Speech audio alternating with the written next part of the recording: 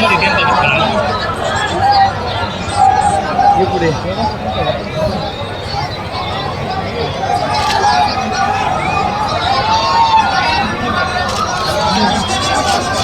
एक नियत है एक बस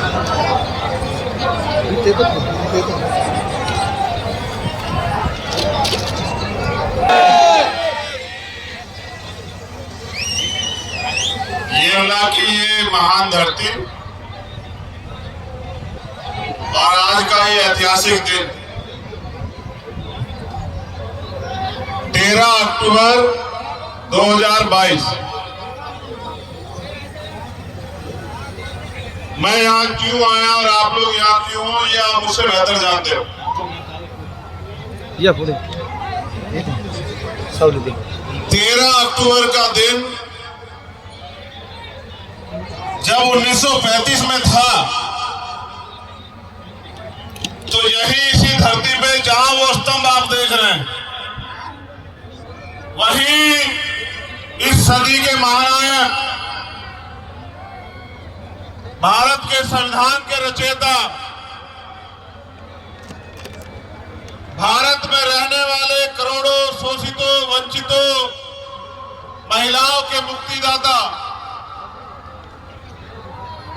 परम पूजनीय विश्वरत्न डॉक्टर बाबा साहब अम्बेडकर ने स्पीच की थी वो स्तंभ आप देख रहे हैं 13 अक्टूबर 1935।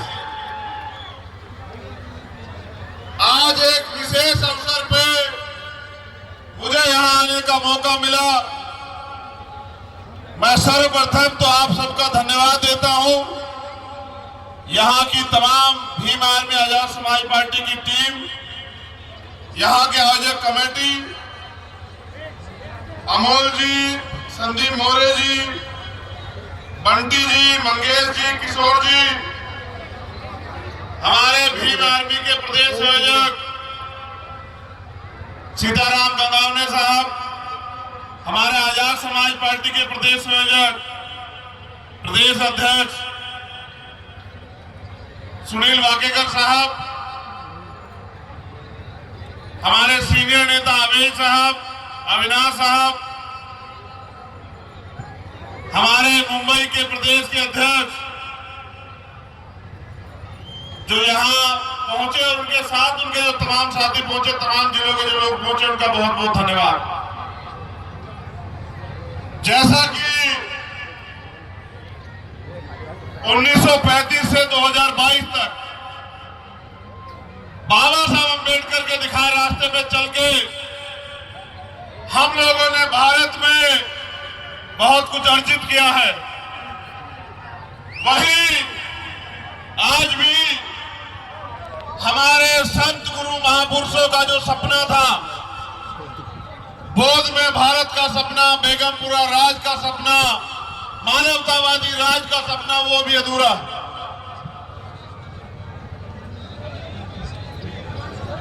महामानव तथागत बुद्ध, संत श्रोमणी सदगुरु रविदास जी महाराज, भगवान वाल्मीकि महाराज, गुरु नानक देव, संत कबीर, संत तुकाराम, संत गाडगे जी महाराज, नारायण गुरु, राष्ट्रपिता ज्योतिबा फूले, छत्रपति साहू जी महाराज, माँ जीजाबाई, माँ फातिमा शेख, माँ रमाबाई, माँ अहिल्याबाई होलकर, माँ अवंतिकाबाई लोधी, माँ झलकारी बाई और करोड़ों महिलाओं की आदर्श देश की प्रथम शिक्षिका माँ सावित्रीबाई फूले को भी नमन करता हूं। मैं नमन करता हूं यहाँ उपस्थित हर एक नौजवान को, जिम्मेदार व्यक्ति को, अपनी बहनों को, माओं को। यहाँ उनको आई और ताई के रूप में जानते हैं, हमारे यहाँ बहन और माँ के रूप में जानते हैं। मैं देख रहा था कि मैं छांव में बैठा हूं और वो मुझे सुनने के लिए धूप में बैठे। मुझे छांव लग रही है, उन्हें धूप लग रही है।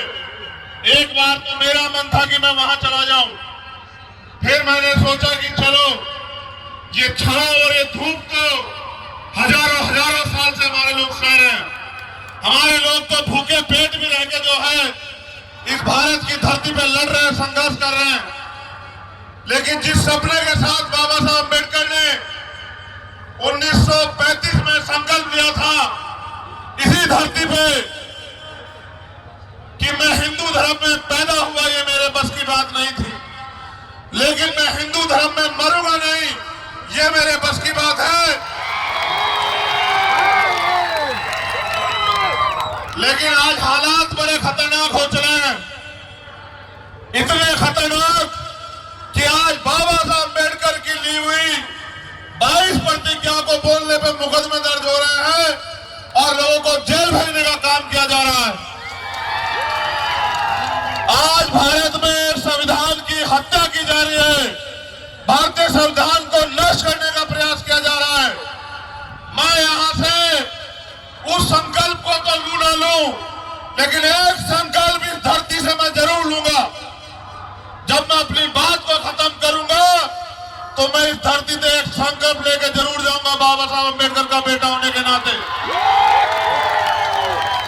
मैं ये समझता हूं कि मैंने अपने महापुरुषों को सिर्फ पूजा नहीं है, उनको पढ़ा भी है, और उनको पढ़ा, उनको जाना, उनके दर्द को महसूस किया है कि किस तरह रोते हुए बाबा साहब अम्बेडकर ने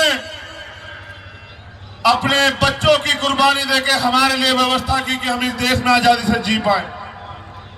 जहां एक तरफ उनके बच्चे जो हैं दम तोड़ रहे थे, वहीं वो दूसरी तरफ हमारे लिए लड़ने के लिए गोलमेज सम्मेलन में जा रहे थे। ऐसे बाबा साहब अम्बेडकर के बच्चे कितने दिन तक इस भारत की धरती पर गुलाम बन के जिएंगे, ये आज सोचने की बात है। ये भी सोचने की बात है कि अगर हम सांस ले पा रहे हैं, घूम पा रहे हैं, क्या यही आजादी है? और एक सवाल जो सबसे बड़ा आपके सामने है, अगर आप उसको नजरअंदाज कर रहे हो तो आप बहुत बड़ी गलती कर रहे हो। भारत की धरती से जाने वाला धर्म, जिसको बौद्ध धर्म हम कहते हैं, जो दुनिया में गया, जो थाईलैंड गया, जो चाइना गया, कोरिया गया, जापान गया, और वो तमाम देश आगे बढ़ रहे हैं, वो तमाम देश बौद्ध में हो गए, लेकिन भारत में वही बौद्ध धर्म जो है वो अल्पसंख्यक में क्यों है? ये सवाल आपने कभी जाना? इस सवाल को आपने कभी अपने आप से पूछा? इस सवाल का जवाब ढूंढने का भी आपने प्रयास किया कि यहां से जाने वाला धर्म दुनिया में कामयाबी की बुलंदियों के रास्ते छू रहा है, लेकिन वो भारत में जो है अल्पसंख्यक क्यों है? उसका सबसे बड़ा कारण यह है कि जिनका राज नहीं होता उनका धर्म भी नहीं चलता। जब तक इस देश में हमारे पुरखों ने राज किया, जब तक इस देश में हमारे सम्राटों ने राज किया, तब तक धर्म जो है यहां से दुनिया में गया और एक से एक बड़ी से बड़ी यूनिवर्सिटी और एक से एक बड़ी से बड़ी सभ्यता जो है, चाहे वो सिंधु घाटी की सभ्यता हो, चाहे वो हड़प्पा मोहनजोदड़ो हो, चाहे वो कालीबंगा लोथल हो, चाहे वो तक्षशिला हो, चाहे नालंदा हो, दुनिया में ऐसा स्वर्ण युग अगर कहीं था जिस समय भारत को सोने की चिड़िया कहा जाता था, तब वो तथागत बुद्ध के मानने वालों के, तब तक तथागत बुद्ध के रास्ते पर चलने वालों के शासन में था। जब ये देश अखंड भारत होता था, अफगानिस्तान, ईरान तक इस देश की सीमाएं थी, वो मनुस्मृति के मानने वालों के राज में नहीं था, वो बाबा साहब अम्बेडकर के मानने वाले, तथागत बुद्ध के मानने वाले उन सम्राटों के राज में था। जैसे हमारा राज चला गया, हमारा धर्म भी चला गया, और जिनका राज नहीं होता वो गुलाम होते हैं। और आज हम मजबूरी में आजाद भारत में भी गुलामों जैसी जिंदगी जी रहे हैं। मुझे खुशी है कि हम यहाँ लाखों की संख्या में इकट्ठा हुए, लेकिन दुख इस बात का भी है कि आज भी पूरे देश में जब हम एनसीआरबी का डाटा पढ़ते हैं तो सबसे ज्यादा अत्याचार शोषित वर्ग की बहन बेटियों को झेलने पड़ते हैं। कहीं उनका रेप होता है, कहीं उनकी हत्या होती है, कहीं पेट्रोल डाल के जला दी जाती है, कहीं तेजाब से नहला दी जाती है, कहीं मूछें रखने पर हत्या होती है, कहीं घोड़े पर चढ़ने पर हत्या होती है। और अभी तो कुछ दिन पहले आपने देखा कि मटकी से पानी पीने में भी हत्या होती है। ये भारत बन गया है। ये भारत इसलिए नहीं बना क्योंकि मनवादी लोग ताकतवर हो गए हैं। ये भारत इसलिए बन गया है क्योंकि बाबा साहब अम्बेडकर के बच्चे अपना काम नहीं कर रहे हैं। जिस दिन बाबा साहब अम्बेडकर के बच्चे इस देश के महापुरुषों के, संतों के को मानने वाले जो है नौजवान लोग चिल्ला देंगे, ये मनवादी बहरे हो जाएंगे। मेरा वादा है आप लोगों से। जिस दिन आप अपनी शक्ति को संगठित करके इस देश की शासन सत्ता पे काबिज हो जाओगे, उस दिन आपका धम और आपका ध्वज जो है फिर अखंड भारत बन के दुनिया के परचम पे लहराएगा और भारत फिर से सोने की चिड़िया बन जाएगा। किसी बहन बेटी के साथ अन्याय, अत्याचार, अपमान नहीं होगा।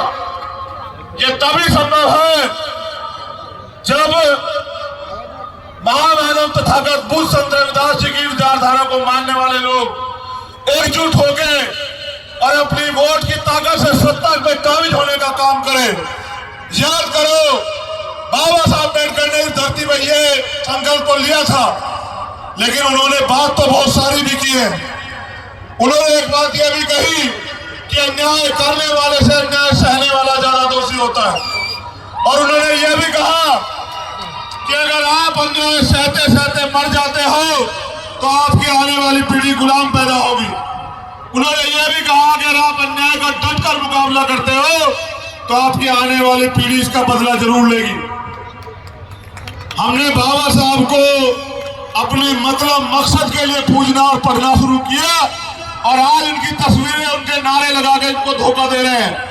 मैं आपको पूरी जिम्मेदारी से कहता हूं, ये येवला की धरती, वो संकल्प भूमि, इसमें बाबा साहब अम्बेडकर ने संकल्प किया था। मैं आपको पूरी जिम्मेदारी से वादा करके कह रहा हूं कि आने वाले 10 साल में हम लोग अपने खून का कतरा कतरा लगा के बाबा साहब डॉक्टर भीमराव अम्बेडकर के सपने को पूरा करने के लिए मेहनत करेंगे।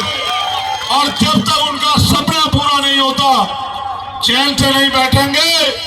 जब तक दिल्ली की गद्दी से जो है पंछी नहीं लहराया जाता, जब तक दिल्ली की गद्दी पे नीला झंडा नहीं लहराया जाता, जब तक दिल्ली की गद्दी पे बाबा साहब अम्बेडकर को मानने वाले लोग स्थापित नहीं होते, हम चैन से नहीं बैठेंगे। मैं महाराष्ट्र के नौजवानों से भी कहना चाहता हूं कि कुदरत ने, प्रकृति ने, महामानव ने आपको भी 2 हाथ, 2 पैर, 2 आंखें, 2 कान दिए हैं। जिनके पास ये है वो अपने आप को कमजोर ना माने किसी से। वो रोटी कपड़ा मकान की लड़ाई को पीछे छोड़ते हुए स्वाभिमान सम्मान की लड़ाई में कूदने का काम करे। आज मौका है, ये आखिरी बैटल चल रही है। एक तरफ वो इस देश को हिंदू राष्ट्र बनाकर भारत के संविधान को खत्म कर देना चाहते हैं, दूसरी तरफ हम भारत के संविधान की सुरक्षा करने के लिए अपने प्राणों की बाजी लगाने के लिए तैयार है। ये बताने के लिए आना, आज नहीं तो कल आपको फैसला लेना पड़ेगा। आपकी चुप्पी उनको बल दे रही है, वरना उनमें इतनी हिम्मत नहीं कि वो हमारे लोगों को कुचल के इस देश को बर्बाद कर सके। आप अपनी चुप्पी को त्याग दो। बाबा साहब का खून शूरवीरों का खून है। भीमा कोरेगांव इसका इतिहास है। जिसको नहीं, जिसने देखा वो भी देख ले, और जिसने नहीं जाना वो भी जान ले, और दिल्ली की गद्दी में बैठा शासक भी जान ले कि हमसे उतना ही टकराना जितना झेल पाओ। कभी कभी गलत फहमी में आदमी गलत कदम उठा देता है। ऐसा ना हो तथागत बुद्ध को मानने वाले लोग जो बुद्ध को भी मानते हैं और युद्ध को भी मानते हैं, ऐसा ना हो अपने सम्मान, स्वाभिमान, सम्मान के लिए सड़कों पर उतर जाए और आपको ये देश छोड़कर यूरेशिया भागना न पड़ जाए। मेरा आपसे ये निवेदन कि अब समय आ चला है, एक तरफ भारतीय संविधान को मिटाने का प्रयास हो रहा है और दूसरी तरफ भारतीय संविधान को लागू करने का प्रयास होना चाहिए। एक तरफ वो लोग भारतीय संविधान को कमजोर करने का प्रयास कर रहे हैं, दूसरी तरफ भारतीय संविधान की सुरक्षा में करोड़ों हाथ खड़े हो जाने चाहिए। आपको आज नहीं तो कल ये मोर्चा लेना पड़ेगा और आपको आज नहीं तो कल ये घोषणा करनी पड़ेगी कि भारतीय संविधान पे उठने वाली हर आंख का जवाब देने के लिए यहाँ का अम्बेडकरवादी तैयार है।